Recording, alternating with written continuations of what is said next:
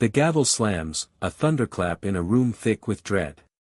Two brothers, twins bound by blood and secrets, stand shackled, their eyes burning with a truth no one here will hear. This isn't just a trial, it's a crucible where justice and lies collide. In the heart of Atlanta, Georgia, under a sky bruised with late summer heat, Marcus and Malik Jackson stood before Judge Harlan Voss. The courtroom, a cavern of polished wood and flickering fluorescent lights, buzzed with the weight of a city watching. The twins, both 32, broad-shouldered and identical down to the scar above Marcus's left eyebrow, faced charges that could bury them: murder, conspiracy, and a string of drug trafficking counts. The evidence was damning: a grainy video of two men, faces obscured, at a crime scene, a witness swearing it was them, and a bag of cocaine allegedly found in their apartment. The prosecution painted them as kingpins, ruthless and unrepentant. The crowd, a mix of reporters, activists, and locals, simmered with anger. To many, this was another case of black men caught in a system rigged to crush them. But Marcus and Malik weren't drug lords. They were FBI agents, deep undercover, infiltrating a cartel that had bled Atlanta's streets for years. Their cover was perfect, too perfect. Even their handler, Agent Carla Reyes, couldn't testify without blowing their operation wide open. The cartel, led by the elusive Victor El Cuervo Salazar, had eyes everywhere. One wrong move, one leaked truth, and the twins' lives, along with months of work, would vanish in a hail of bullets. So they stood silent, jaws tight, as the prosecution spun a narrative that turned their sacrifice into villainy. The trial had been a circus from day one. The lead prosecutor, ADA Evelyn Harper, was a rising star with a reputation for nailing high-profile cases. Her voice, sharp and unrelenting, sliced through the room as she presented the case. "These men," she declared, pointing at the twins, "are the architects of chaos. They've poisoned our communities, taken lives, and shown no remorse." Her words landed like blows, each one stoking the crowd's outrage. Marcus, the elder by 3 minutes, felt his pulse hammer in his temples. Malik, always the calmer one, stared straight ahead, his hands cuffed so tightly his knuckles paled. Their lawyer, a public defender named Sarah Klein, fought hard but was outmatched.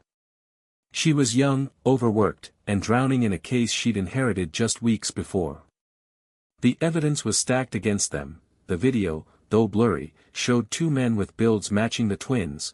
The witness, a jittery informant named Trey Carter, swore he'd seen them at the crime scene, and the drugs, found in a raid on their apartment, bore their fingerprints. Sarah argued entrapment, racial bias, anything to poke holes, but the jury, mostly white, mostly suburban, looked unmoved. The twins' refusal to testify didn't help. "We can't," Marcus had whispered to her during a recess. "You don't understand what's at stake." The truth was, they couldn't speak.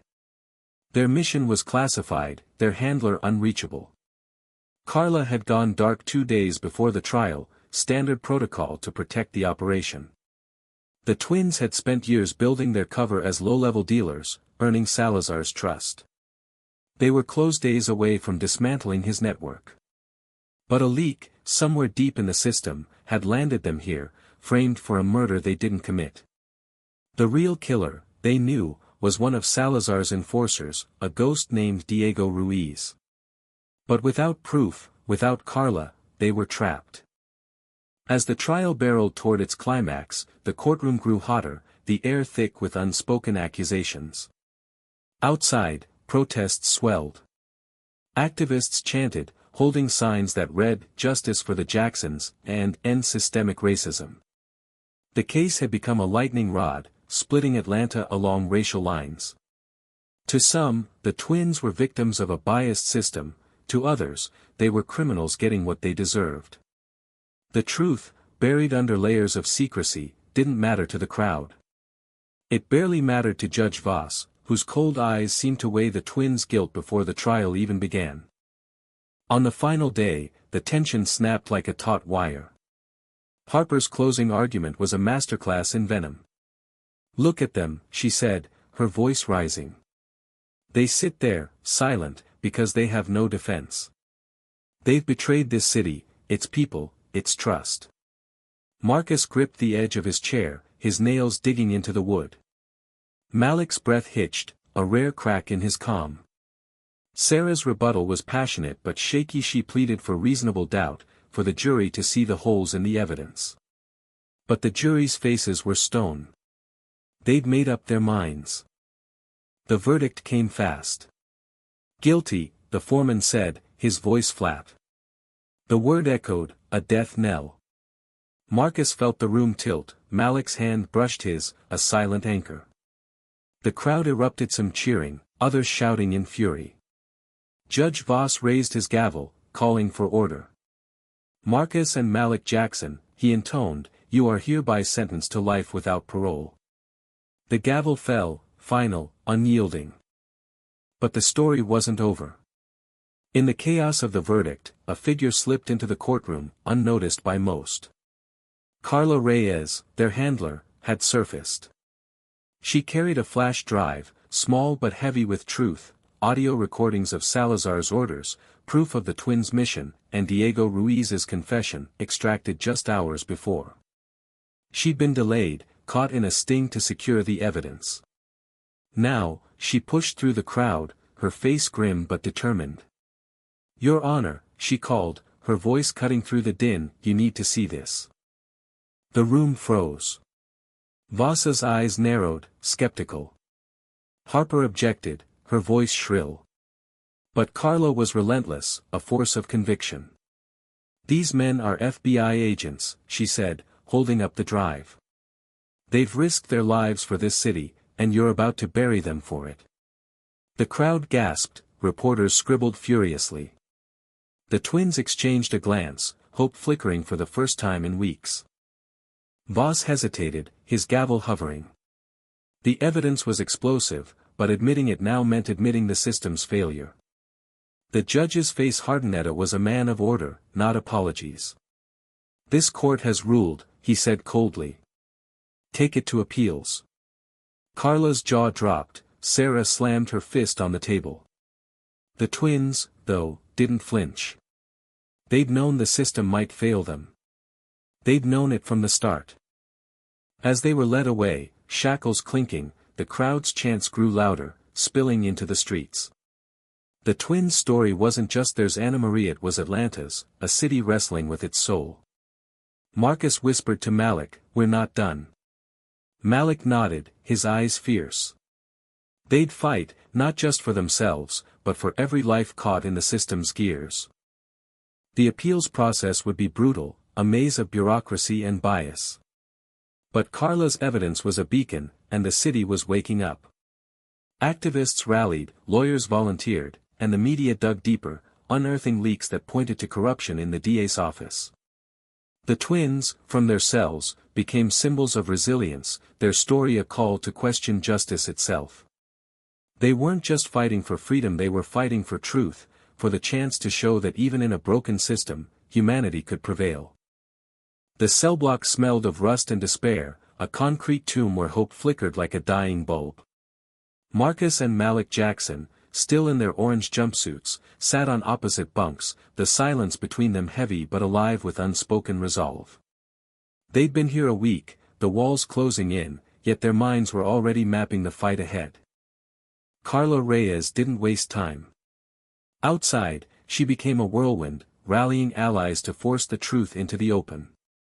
The flash drive she'd presented in court was only the beginning. Hours of recordings, encrypted messages, and surveillance logs that painted a vivid picture of the twins' undercover work. Diego Ruiz, Salazar's enforcer, had been caught on tape bragging about the murder pinned on the Jacksons. The evidence was ironclad, but the system was a labyrinth, designed to protect its own mistakes. Carla knew this, so she took the fight public.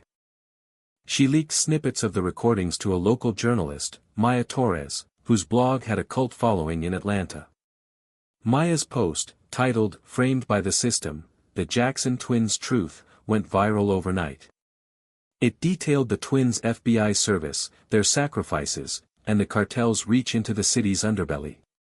The post included a grainy photo of Marcus and Malik in their academy days, smiling in crisp FBI uniforms, a stark contrast to the mugshots plastered across the news. Comments flooded in, thousands strong, ranging from outrage to disbelief. "How does this happen?" one user wrote.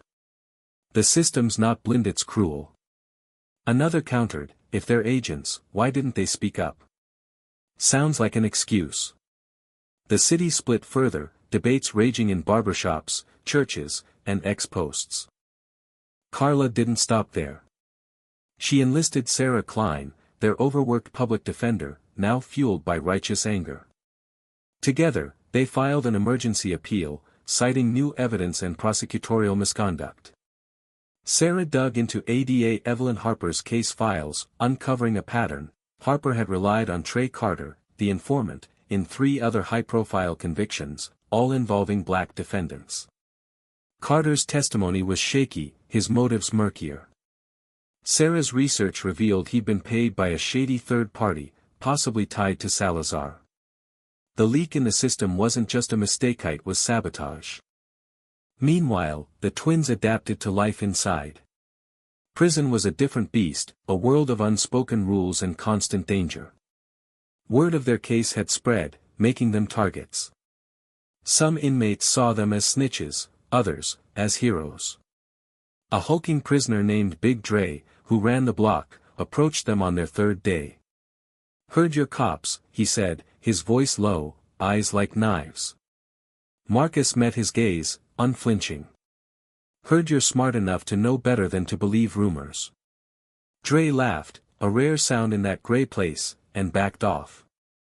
The twins' reputation grew. They didn't start fights, but they didn't bow either.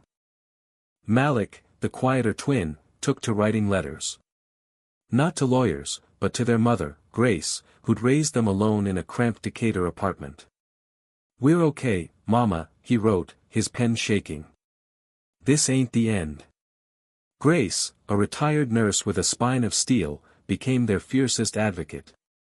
She spoke at rallies, her voice trembling but clear, telling crowds how her boys had dreamed of serving, not destroying. Her speeches, shared on X, drew thousands to the cause. Hashtags like "Free the Jacksons" and "Justice for Marcus and Malik" trended, amplifying the pressure. Outside, Atlanta burned with tension. Protests grew, some peaceful, others erupting into clashes with police. The case exposed fault lines: race, power, trust in the system.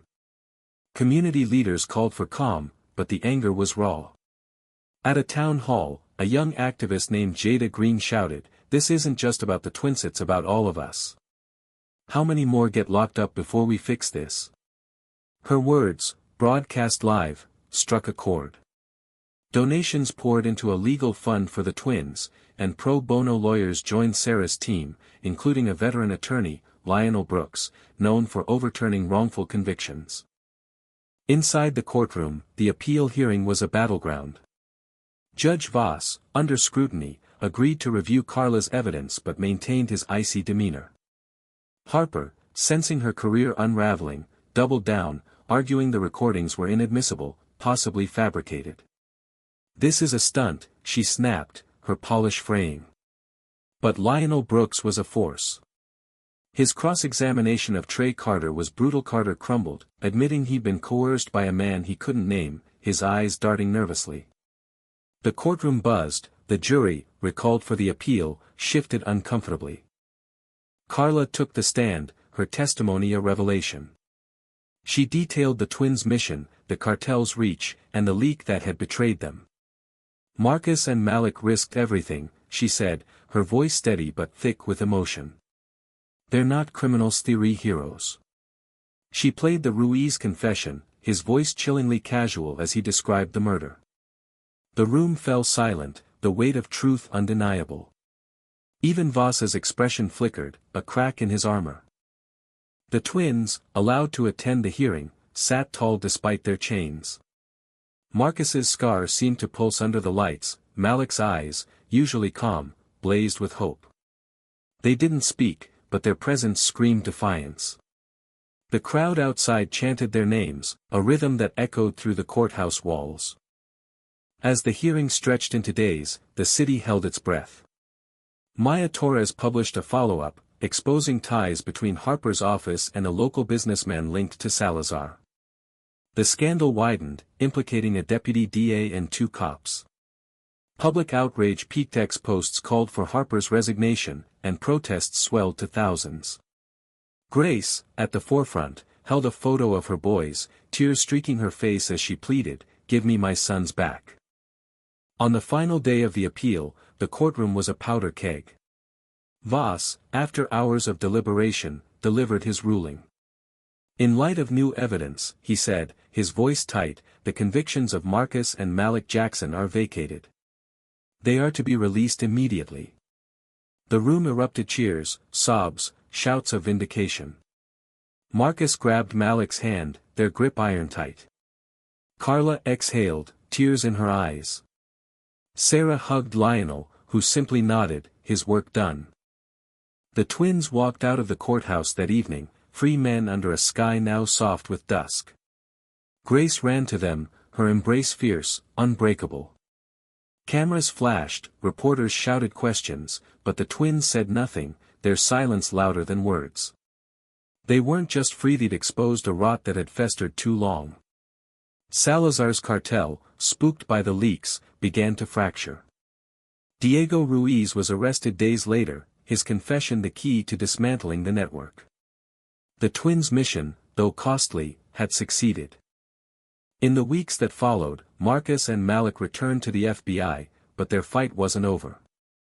They spoke at community forums, their voices steady as they shared their story, not to boast, but to warn. "The system isn't broken by accident," Marcus said at one event, his scar catching the light. "It's built to break some of us." Malik added, "But we can rebuild it, together." Their words sparked debates, not just in Atlanta but across the country. People argued, some saw them as heroes, others as symbols of a flawed system, others still as proof that truth could prevail. The twins never sought the spotlight, but it found them. Grace, now a local icon, started a non-profit to support wrongfully convicted families. Carla was promoted, her work on the case a quiet legend in the bureau. Sarah left the public defender's office to join Lionel's firm, taking on cases like the twins. And Atlanta? It didn't heal overnight. The scars of division remained, but the Jackson story became a catalyst, forcing conversations about race, justice, and accountability. As the sun set on their first free day, Marcus and Malik stood on their mother's porch, watching kids play in the street. "We made it," Malik said, his voice soft. Marcus nodded, his eyes distant. "Yeah, but it's not just about us." They knew their story wasn't the end, it was a spark. What's your take on their fight? Was justice served, or is the system still too broken? Share your thoughts, because this story belongs to all of us.